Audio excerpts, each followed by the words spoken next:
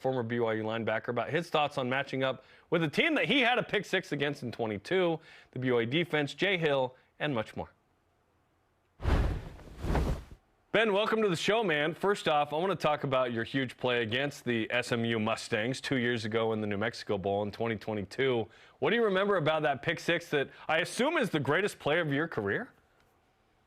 Man, I was just saying, I watch that every morning as I get out of the shower, get me going for the day, now that I'm in the corporate world. So SMU's a great team. They have a great scheme. They go fast, right? Their tempo. So you got to be, number one, in good shape, and then you got to be able to make adjustments on the fly. So I know Jay Hill's going to have those boys dialed. I know Tyler, he texted me this week. He said, hey, send me some of your notes from 2022. And so I know those guys are preparing the best they can. I'm excited to see what they do. Does someone need to have a pick six in this game for BYU to win like you did? I'm calling it right now. My guy, Isaiah Glasco. Hey! Pick six, one-handed, of the crib. All right. You heard it here first. Dude, Isaiah's awesome. So he's the starting Sam or strong linebacker, strong side. He's super athletic. We saw him have a great TFL among some great other plays against Southern Illinois. What do you expect from Isaiah Glasco this year? Isaiah's one of those guys that he's, got that God-given ability to just do everything, right? He's long, he's fast, he's physical. So it's going to be him just that's my boy, right? I loved being able to help coach him, help him. And for him, the sky's the limit, and he's just got to go ball, stay healthy. That's the biggest thing. I mean, as you guys know, right? My health is what kind of halted my career. So it's all about staying healthy, but also playing fast and just hoping the football gods reward you. But Glasgow is one of those guys that I love to watch, and I'm excited to see his career take off.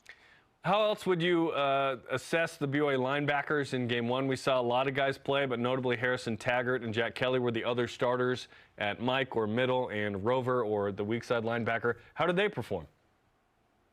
Oh, I mean, I was very confident, as I couldn't play anymore. I knew those guys were going to just take the torch and run with it. Jack Kelly's such a stud. I love that he's so versatile. He can drop into coverage. He's fast. He can play the run. And then off the edge, right, he's a weapon there. And then Harry Taggart, one of those guys that you need on the team. He's going to go put his nose in, get tackles, do everything you need as a middle backer. But I also loved watching Che, watching Sione Moa, Ice, all the boys get reps. It made me so happy just because I know those guys worked so hard, their tails off. And what's great about game one is that you get all the wiggles out. You can just reassess week in and week out and then get better as the games go on. Certainly, BYU's defense played very well. You could always use more than one takeaway, more than 2 sacks, but after only 11 last year, certainly 2 feels like a step in the right direction. One thing to work on, though, certainly is the fact that DJ Williams ran for 121 yards last week as the quarterback. This week, BYU is preparing for 2 quarterbacks who can both run, especially Kevin Jennings, who's reeling off almost 10 yards per carry.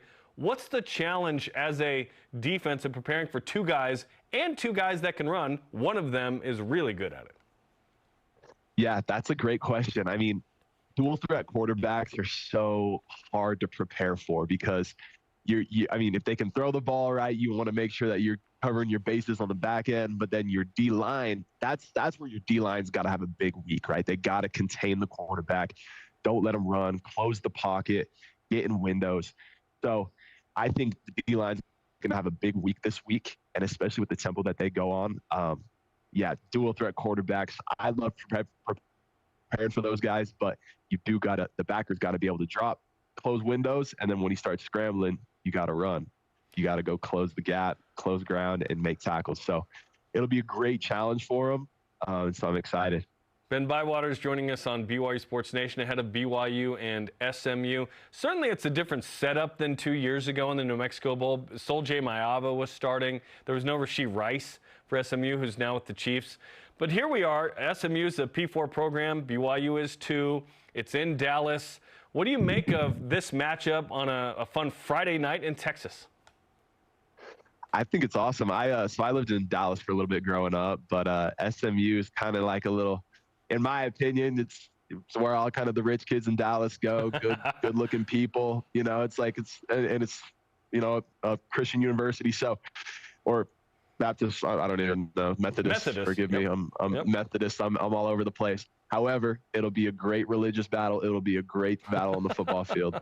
But yeah, it's going to be one of those things that I'm excited to watch. And SMU's no joke, though. You got to come prepared. This might not be a Texas or a Tennessee, but this is a game where, if you're not careful, you're not coming to play, they can gash you. So I know these boys know that. I'm beating a dead horse right here. So, but BYU Nation, I think it's definitely a game worth watching, and I'm excited to see everybody, especially on a Friday night. Come on, you got to wake up the next morning. It's game day, right? Like it's kick the weekend off strong. I love weekday games. I do, because it means I can watch more games on Saturday, even more, which is great. For some reason, my ward's having a barbecue at the exact same time. I'm like, does no one pay attention? We're like a BYU ward down in Mapleton. What are we doing? Okay, with BYU season, Spencer and I have talked about, we both think it's a 7-5 season, which is 3 wins above what Vegas thinks. Specifically on the road, BYU struggled, lost 5 in a row. Can BYU be 3-3 or better on the road? What wins on the road are you hoping to see for the Cougars, obviously starting tonight? Yeah, that's a great question. I mean, for me, I played college football, and I know what it's like being in the locker room. It's just so different as a fan. Now that I'm a fan, I get it. Like, what people don't understand is that momentum and belief that is so important. X's and O's is one thing, and then just quality of players and talent. But if you got a group of boys that believe in themselves and can go out there, play hard, the sky's the limit. So I think this team can definitely go 7-5, if not better. And then feeling those road game wins, it's all about your belief, right? In the night before. So if they can get a good thing going these first few games, you can carry that momentum and easily, go steal a bunch of big games on the road. So that's my biggest advice. So just, hey, let's gas the boys any chance we can get. Let's just gas them up, make them feel good, and just build that momentum. Hopefully they look at history too, which rarely does a current player go, oh, we're 4-0 against SMU. That means we should have some confidence. As a player, did you even know, what's the series history? And that has no bearing on the current game. But as fans and media, I look at this and go, listen, keep that streak going. BYU's 4-0 against SMU. You needed a 2-point conversion stop in 22. You needed a Hail Mary in 80. You needed overtime in 97 with Kalani Sitake blocking as a fullback. Take me into what that was like as a player, where it's like, oh, the fans are talking about we've lost 5 road games in a row or whatever, but who cares? We're going to go win this one Friday. Yeah, that's a great point you bring up. And the thing is, as a fan, you can get so into that, and that's what makes it so fun. But as a player, you really try to block out the outside noise, because I remember in 2022, we lost 4 games in a row, right? And then you really don't want to listen to the outside noise, because it'll start messing with your head. So you're never as good as they say you are. You're never as bad as they say you are. Try not to read the press, but absolutely respect every opponent. And then as far as a player, the week's moving so fast. Monday, you're recovering. Tuesday is a big day. Wednesday is install. Everything's moving so fast. I mean, very rarely did I have a chance to go dive into the details, but probably not the answer you want to hear, but those guys are just so laser focused, right? And so you have to be. I just want to hear the truth. That's what we're about here in Provo, Ben. That's the truth. I'm sorry. Let's talk about what happened with Jay Hill. Just Thursday night, has a heart attack, goes to the hospital, has 2 stents put in. Friday, he FaceTimes with the team from the hospital. Saturday, he shows up at the stadium. Monday, he's back in the office working, getting ready for this game, man. What was your reaction to what happened with Jay Hill, and then obviously the inspiration of him wanting to be at the stadium? Well, I was surprised because he's so fit. I would always see him on runs. He'd be running around campus, and the guy's got pecs for days. I was like, how's this guy having this issue? He's in great shape. But it doesn't surprise me him getting back and recovering. That guy's so resilient. I mean, you've heard the story about him and his wife. Yep.